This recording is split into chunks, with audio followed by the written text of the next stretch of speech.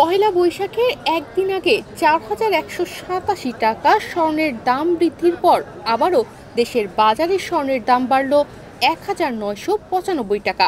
১৬ April বুধবার সোনার দামে এই পরিবর্তন এনেছে বাংলাদেশ জুয়েলার্স অ্যাসোসিয়েশন বাজুস। নতুন মূল্য অনুযায়ী ১৭ এপ্রিল বৃহস্পতিবার থেকে দেশের বাজারে প্রতি ভরি ২২ ক্যারেটের স্বর্ণ বিক্রি হবে ১,৬৫,২০৯ টাকায়। ২১ ক্যারেটের এক ভরি স্বর্ণের দাম বাড়িয়ে ১,৫৭,৬৯৭ টাকা নির্ধারণ করা হয়েছে। এছাড়া ১৮ ক্যারেটের এক ভরি স্বর্ণের দাম ১,৩৫,১৭৪ টাকা নির্ধারণ করা হয়েছে। আর সনাতন পদ্ধতির এক ভরি স্বর্ণের দাম ১,১১,৬৫৯ টাকা করা হয়েছে।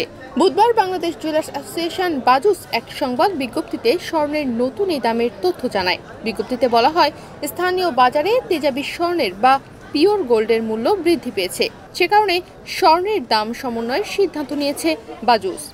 এর আগে ২২ ক্যারেট সোনা প্রতি ভরির দাম ছিল ১,৬৩,২১৪ টাকা।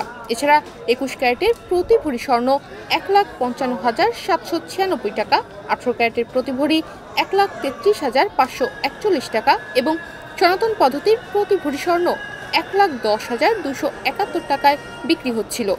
বাজুস জানায়, সোনার বিক্রয় মূল্যের সঙ্গে আবশ্যিকভাবে সরকার নির্ধারিত ৫% ভ্যাট ও বাজুস নির্ধারিত ন্যূনতম মজুরি ৬% যুক্ত করতে হবে।